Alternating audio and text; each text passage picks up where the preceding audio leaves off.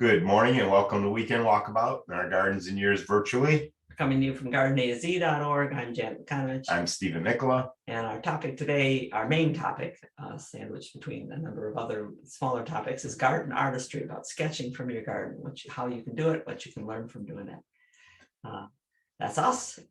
It's really us. And our daughter, Sonia Nicola, joins us as usual as our savior.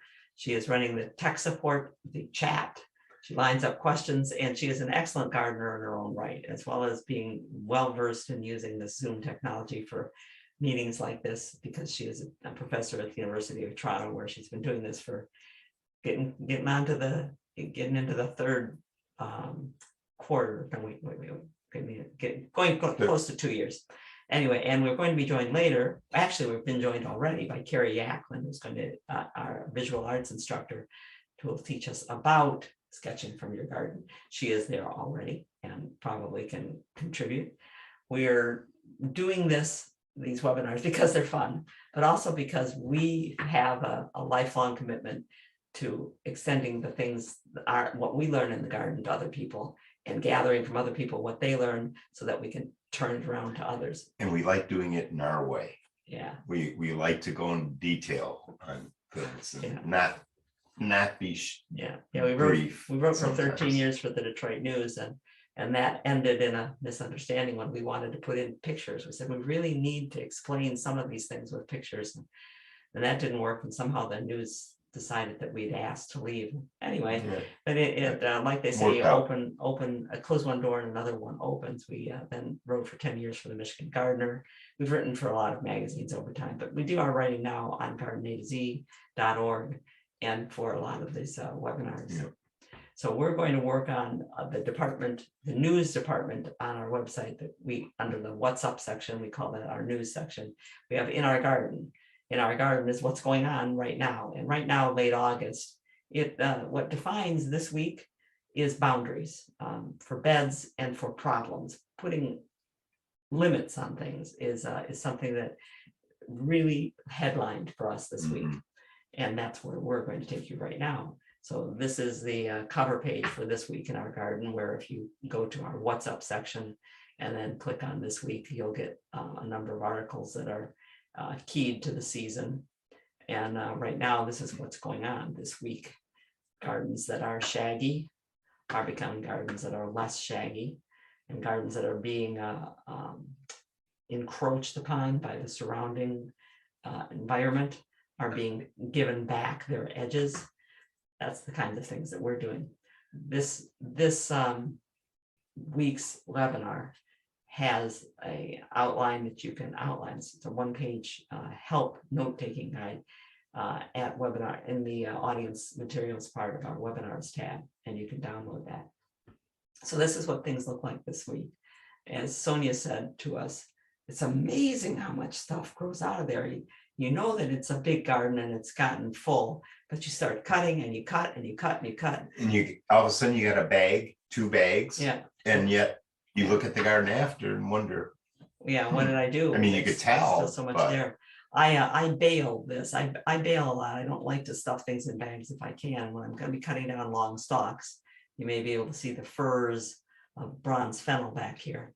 When I'm going to be cutting down long stalks, there are things I can lay on the ground, throw everything else on top of it, and use string to tie it up. It's easier to tie it up, and I think they don't mind grabbing and throwing the lightweight stuff like that. No, they pretty much took everything. But what's going on here is this garden, I weeded it in the spring and kind of once in a while clipped it a couple of things, but there are still stems standing up from the spring blooming foxtail lily and allium are still in there. And now the summer blooming things, late summer blooming things like butterfly bush need to be deadheaded. Bad leaves need to be taken out.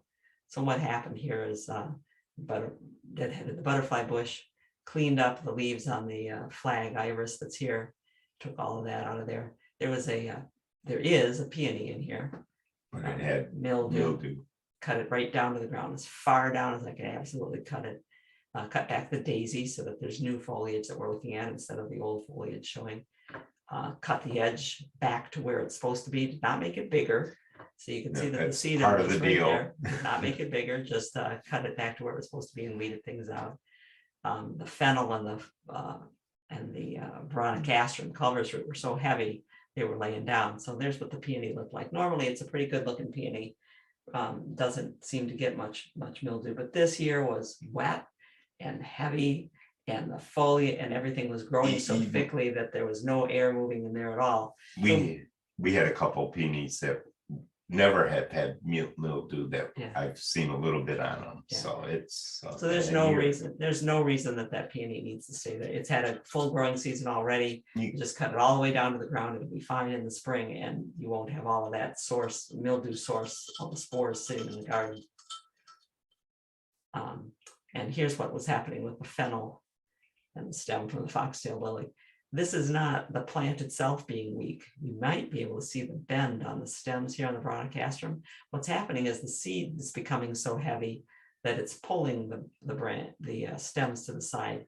And that's nature's way of making sure that the seed, as it ripens, gets put out farther. Falls out away from the plant, not right on top of the. Look how many plants do that. And the fennel was doing the same thing. Plus that fennel, we don't need any more bronze fennel. Thank you. The black swallowtail caterpillars like that and become nice butterflies, but we don't need more and more and more of it with more seed.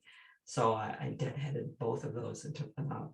And then in reclaiming the edge, it looks like, from the looks of this Coreopsis meteor rising, it looks like the Coreopsis is extending itself over the grass. Not so. What's happened is the grass, the clover have grown in so far that it makes it look like the bed ends sooner than it does. But that's where the bed is actually supposed to be and cut back to. And that's one of the things that people lose. They lose their gardens a little bit at a time as things encroach like that. And many times they don't realize how much encroaching is going on. And there's times where you might have to edge on both sides. You might have to cut back some of those perennials that are continuously leaning over the edge, or lift them and divide them, make them smaller, because this is you don't want to keep adding inches onto this bed. This bed doesn't need to get any bigger. Yeah. So we're going to show you edging with a couple of things that we hope you don't have to deal with, but as examples of edging and keeping a boundary between things. This is quackgrass, a root of a plant of quackgrass. This part was above ground. This part went down and then across, close to 2.5 feet into the bed. Started on the edge and said, "Oh, wow, nice, no competition." Soil. Zoom straight into the bed. If you know you have plants like that growing in the community, you can call it grass, but you can also call it utility turf. It's got green mowed lawn. Yeah, but it's got a bunch of different things. The clover is growing on top of the surface into the bed and rooting and taking off. The quackgrass is growing in underneath. And you need to know what you're dealing with so that you can effectively keep it out. Quackgrass, you need to cut the edge deep enough to cut down to where those roots are running, and then leave a bit of a trench of air so that the quackgrass can't so easily grow back in. So that at this edge, there's a trench. It's down. Roots don't grow into air, so that trench leaves a place where the roots can't grow so quickly. Now we have I thought quackgrass was one of the worst things. Quackgrass was definitely one of the top 5 weeds. Yeah, one of the worst things that I could have on the edge of a garden, I thought, was quackgrass. I knew about Johnson grass, but I have not dealt with Johnson grass till we got to this house here. This is Johnson grass. At first I saw the rough tops and they were invading the bed, and I thought it was quackgrass. Then I began pulling it out and realized that this is almost a shrub. This root becomes very woody, and you're looking at all of this grew from one grass plant on the edge right here, grew into the bed at a level of about 6 inches and was coming up where you see here, growing out and then coming up 6 inches and laying on the ground. What the inexperienced person might do would be to go to this part inside the bed here, loosen and pull this. It would snap, but they would say, "Oh good, I got a good long root," not realizing that they were leaving all of this behind. And think of the starch. Yeah, so they're running along like so, and then coming up a long way. Very sharp point that can come through anything. Whoops. There you go. Now, their grasses are, if you I did not do that. No, I you really did not. didn't do that. Grasses are distinctive. It's just that you have to learn to look for what it is that's distinctive. The branching is different on Johnson grass than it is on quackgrass. Quackgrass, it's quite simple. One leaf going out to the side, as opposed to a cluster of leaves growing together and the plant growing almost in a zigzag pattern on the ground. The blade thickness and the greenness is about the same, but that pattern of leaf is what the difference is. So you learn which ones they are. Quackgrass has roots at each node. The root, although it is the running root, although it is strong and you can use it as a tether to follow the grass through and take it out, it's strong. It never becomes woody. And the roots that form at each node are white roots, as opposed to Johnson grass, which becomes quite woody, has a very different kind of point, and where it's growing roots, those roots, they become long, woody roots way down into the ground, both those growing on the surface and those growing from the runner down underground. And because it's a grass, there's no specific, if you were thinking of an herbicide, you can't use a grass herbicide, you kill all your grass if it's in your lawn, right? If it's in the lawn, yeah. You can't. You could hit it on the edge if you wanted to. Unlike the broadleaf weed killers that would kill violets, for instance, not the grass. And grasses are also identified by how the leaf clasps the stem. This is quackgrass, and the leaf clasps the stem with these auricles, these little points that go around. I've pulled it apart so that you can look at it. So there are ways that you can identify which grass you have, but I'm pointing out to you Johnson grass to let you know that because I have Johnson grass over there, it means that when I cut this edge, I need to be aware of seeing those leaves anywhere and cutting far enough down to chase them in. Otherwise, I'm not doing anything. I'm isolated. If I cut this and don't get all of the root that's going further into the bed and follow it into the bed, I've left a colony in the middle if I break that root off. And what it was hard to show at this angle, but this is the ground depth. This is where the root was running. This is the part that came up. So it was down that far or farther, 8-9 inches sometimes. Depending on how loose your soil is. So people say, how deep should I put an edge in? Because the way to avoid having to edge the garden, as I was doing here, cutting and cleaning the edge back, is to put in a hard edge, something vertically in the ground that stops those roots from being able to run in. People say, how deep do you have to put the edge? Depends on how deep the plants you're keeping out or keeping in are running. And these are going to run more further down in looser soil and where they have more leaf surface to give them energy. I asked Steve, who does most of the mowing. I have mowed a couple of times here. I asked him to scalp this edge. I said, keep that edge short for me, very short, because I want as little energy as possible to that Johnson grass. The longer the leaf, the more energy it has, the more it can extend its root. So how far things come in depends on the situation. And this is the edge it's mainly coming from, is this edge so far. This is one of the reasons that we started using carpet runner, which comes in that roll that you can roll out down a hallway to prevent your carpet. 27 inches wide. Comes 27 inches wide. And we can cut the roll to the depth that we need. A 4-inch edge wouldn't stop this. That black diamond edging would only go about this deep. It barely stops surface to about this deep, and the stuff would laugh and just run right underneath. It barely stops quackgrass, the black diamond. Yeah, so understanding what's going on, that people who grow next to a field, maybe because they have a field next door, an undeveloped field, or maybe they have just an untended property. If the plants are growing taller, not only can they lean like the Veronicastrum and fennel were doing and drop their seeds further, but they also have more energy to extend running roots further.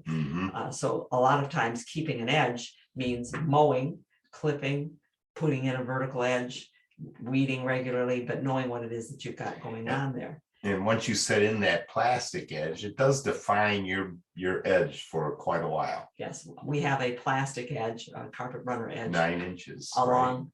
No, I only put it in 6 inches. So I thought we were because we don't have quite Johnson grass along this edge. We have it along this edge here because this edge is going to stay put. That is our path into the house. But every place else, I'm still cutting edges Because for instance, here at the front edge of the bed, where this is our only sun out here, full sun, this edge is all along the lawn, except this is not lawn out here. This is a collection of spurge, crabgrass, dandelions. This is all the weeds that grow where the tires miss. You could see the groove of the tires. You could literally, the grass never gets, even when you let it go, as long as we let it go, that's always short. Yeah. That first 2 feet in. I suspect the old road bed might be under there, that the old road might have been wider. Well, it's pretty crunchy under there, but then road beds do extend to the sides in order to support the road. Be careful you don't crack your road by loosening too close to the road. But the point is that this bed, everything in this bed is exposed to this edge colony. Whatever is here is getting in. So my goal is to get rid of this entirely, to make this ground cover that I want, not this mix of things that we don't want. So it starts out like this, and we're beginning to plant here, beginning last year. And after getting things going inside, I've now extended the bed. So I've taken out more of this colony of stuff between it and the road and put in there.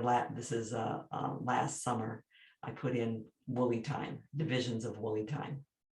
This year they've knit together, and I'm now going to take out more of this weird stuff out here And let the woolly thyme keep coming forward.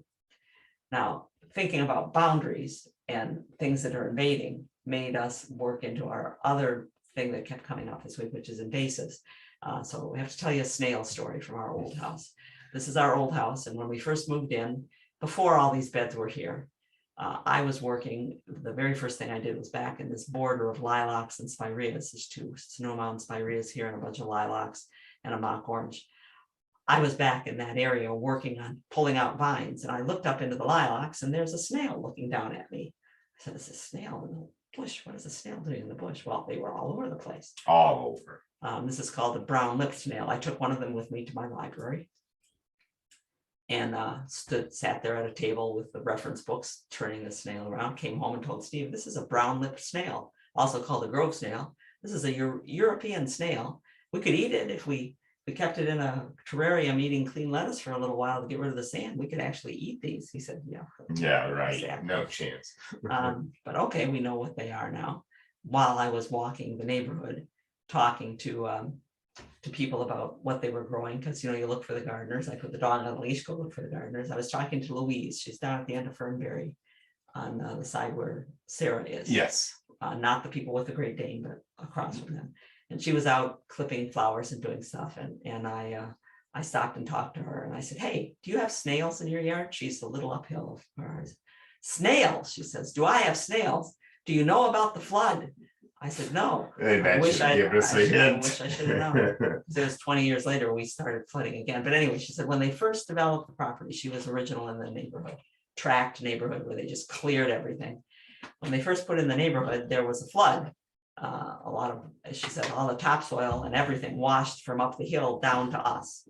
She said, "I had to hire a man to come in with a power equipment to take out 6 inches of snails that were in my yard that washed down from." So these were not snails that had been there for a little while, and not snails, just a few snails, but since 1954 had been there in great number.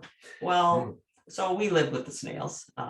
We actually and every paid the kids a little while to collect them. Sure, yeah. Every kid who ever came into our yard was fascinated by the snails. They picked them up, they kept them in boxes, they called them pets, they did things with them. And we paid our kids, remember the time? Because we paid the kids per snail, which is not a good idea, not a good strategy, because then when you come home from work, you have to count snails. It's just not fun. But there was one time when Sonia, I think it was Sonia, collected snails and put them into the metal gardening watering bucket, which of course has no top on it. I went out to count the snails, and the snails had been coming out of the bucket, escaping from the bucket, out the spout, out the top. The entire bucket and spout was covered with snails. It looked like a snail encrusted. It was a snail encrusted. Oh God, you never want to see that. Well, so we lived with these snails. We said, okay, so we have snails. It's like having slugs. They're wetter they are, the better. Better for them. Well, then come along in the 90s sometime. somebody somewhere said, brown-lipped snails have been found in Michigan. We said, really? Our agricultural, our Michigan Department of Agriculture inspector who would come and inspect our garden, because we sold plants and we had to have our garden inspected. She said, hey, you know, the brown-lipped snail's been observed in Michigan. I see them here in your garden. Can we try using a molluscicide on them here and see how it works? I said, no. I said, no, they didn't just get here. They've been here for decades already. So it isn't like we're working on something that just invaded into the area. They're all over the place. And in our yard, we made lots of gardens. The backyard, from those hedges on down, and we're downhill of everybody like the lady was, we have nothing but cover for snails. Even if you did a smoke bomb out there and somehow kept it in, how would you penetrate all those areas? And if you did kill all of our snails, they would just run. They would gallop into our yard from all of the surrounding areas. I mean, we have the place where snails like to live. In the front yard, everything is planted except for paths, and you can see the snails coming down the paths. We said, no, you can't do that, because they've been here and we've learned to live with them. It's too late to deal with these things now in any way other than to learn to live with them. And this happens with others. This is another, this is the brown garden snail, and it's invasive now in Michigan. Brown garden snail, prohibited in Michigan, the Michigan Invasive Species Bulletin. This one I found at the Waterford Library. I had never seen this before. We've been 6 years gardening at the Waterford Library. It's a very cool shell, but I said, where did these come from now? We're in a parking lot. It's concrete pretty much all around. How did this get here? I found it. I'm still sitting and looking to see what it is. I hope it is not a baby giant African snail. That's someone's arm. See that arm? And these actually can live in Michigan. They're African snails, but they can overwinter. They get under the leaf litter and can make it through the cold. Ugh. I hope it's not one of those, but I don't know. We got to figure out what that is. It was here underneath the arbor while I was weeding in the section back where my pointer is there. And I don't know, maybe it came in on somebody's shoes. Maybe a bird dropped it in. Maybe it was in a plant that a new plant that we planted back there. Maybe 4 years ago when we in the wintertime, made our dragon there out of grasses that we cut from a friend's garden to use as this thatching here. Maybe it was in there. Yeah, and it took that long to develop, to be noticeable. So boundaries, how do you keep things out when you're looking at tiny things that can come in ways that in myriad ways, and they could be so small to come in on somebody's shoe. Yeah, too. So the mud, is it a mud snail? Maybe it's a mud snail. Went unnoticed in Michigan for at least 3 years. I bet there are people up along the Boardman River and the Pere Marquette River who are laughing and saying, what do you mean it went unnoticed for 3 years? It's been here for 30 years. What are they talking about? So these things take a long time. And that's why this week, when our friend Judy asked us about jumping worms and pushed us into, okay, we got to look at jumping worms, because I've had a very bad feeling about jumping worms for quite a while. Jumping worms are an Asian worm. There are no worms native to Michigan, Wisconsin, the upper Midwest. The glaciers wiped out the worms, and we had other things develop in the area. The Canadian nightcrawler, for instance, is Eurasian. It just happens to be called the Canadian nightcrawler. This jumping worm, also called the crazy worm, is Asian, but it also goes by the name Alabama jumping worm, Kentucky wriggler, for instance. This has been making the news lately. Jumping worms, they're invasive, and this is one of the best bulletins that you can get on it. I've done a lot of reading on jumping worms, and this one by the University of Minnesota captures just about everything that everyone else has. There's a couple of things missing from it, but what's missing from it, they link you to other places.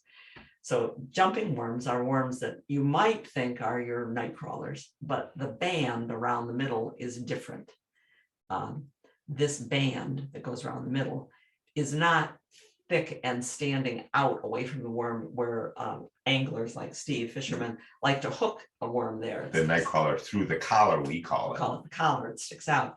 The collar on It's the jumping toughest worms part. is more like a girdle. It goes all the way around, and it's actually smaller than the circumference of the rest of the worm. And we found out fishing, if you put it through there, the worm breaks very easy. It's totally different from a night crawler. I just remember that. Yeah, what's they're creepy things. So this is a jumping worm, and its collar is smooth and indented somewhat, whereas the night crawler, the collar doesn't go all the way around, and it stands out from the body of the night crawler. Both of these are invasive worms. Both of these are worms that it would be better not to have, but we have them. In Canada, you can't release them if you take them into a fly-in. You're not supposed to let them loose. You're supposed to.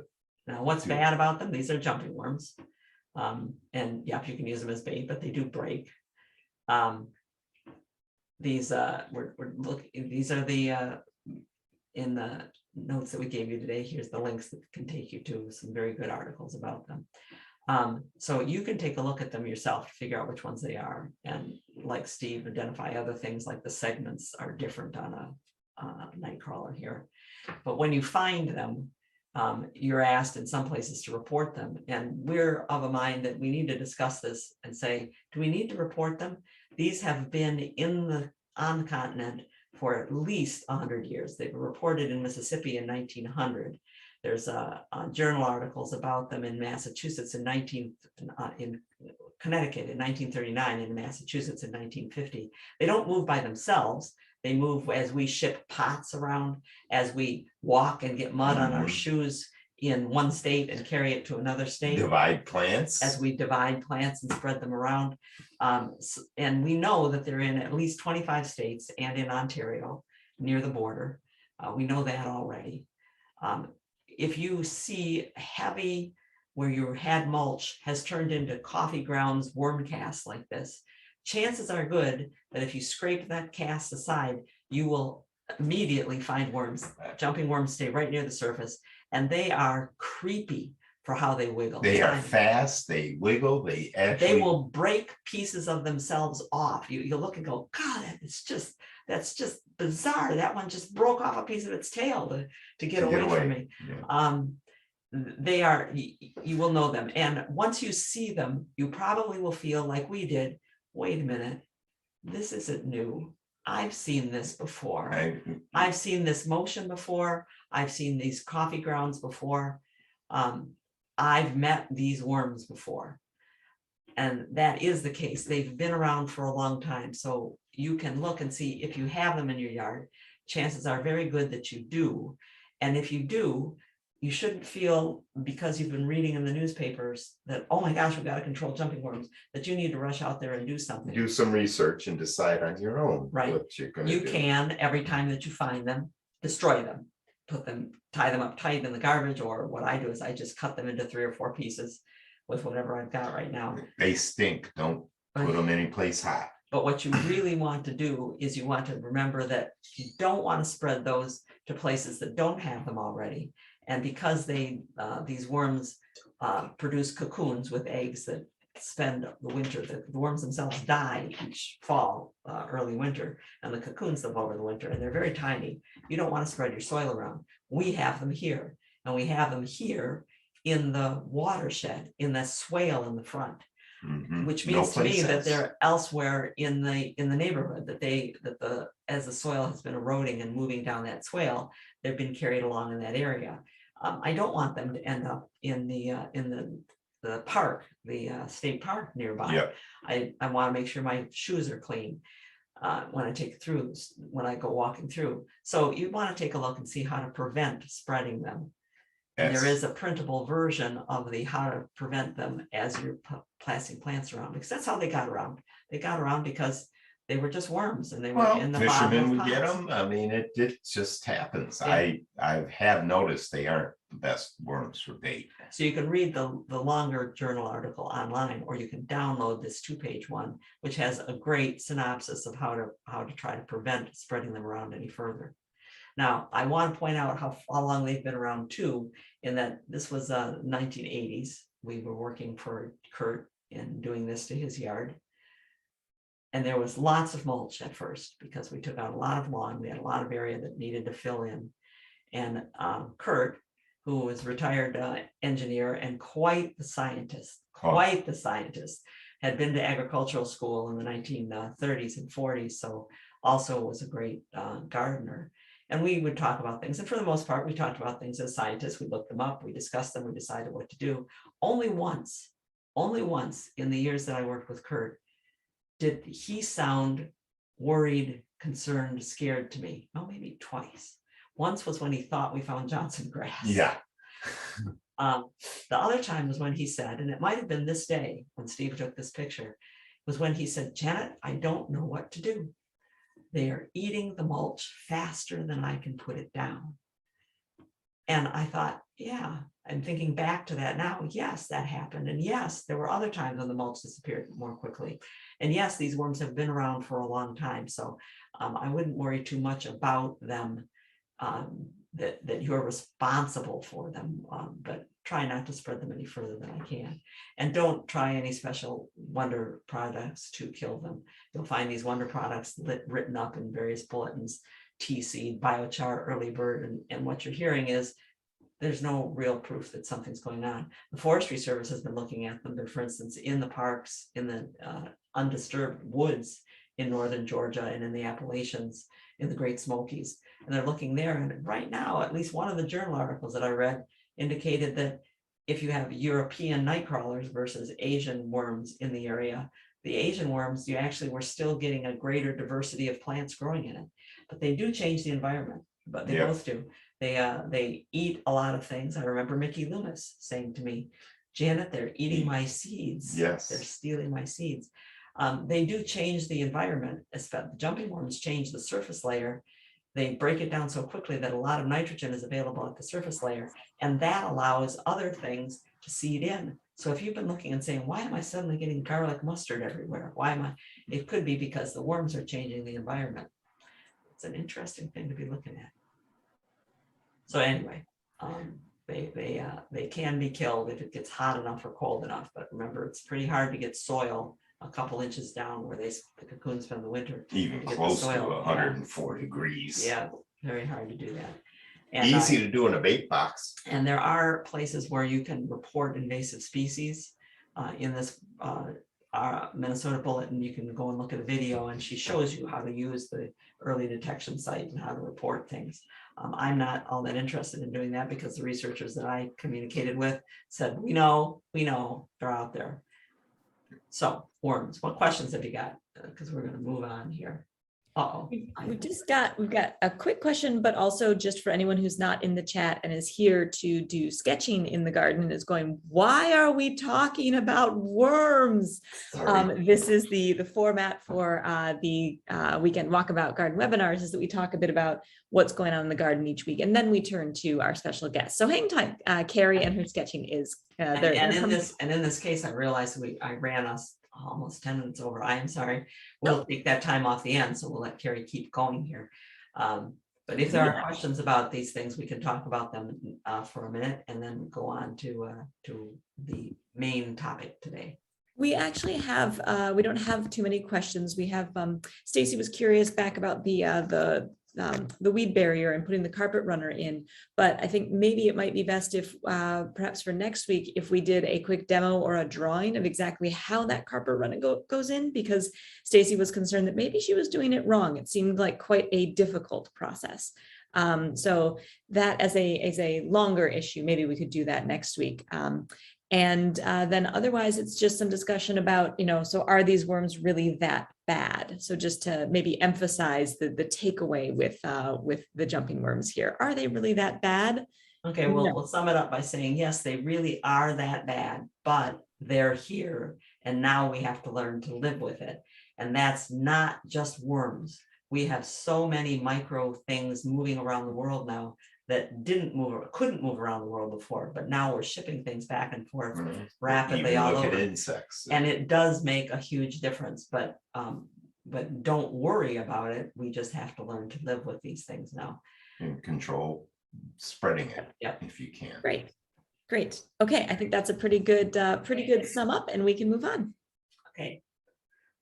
So we'll end the bad news in our garden and go into our main topic, which is garden artistry, sketching from your garden. Hang on if you are listening to us on a recorded version, because we're going to go now to our main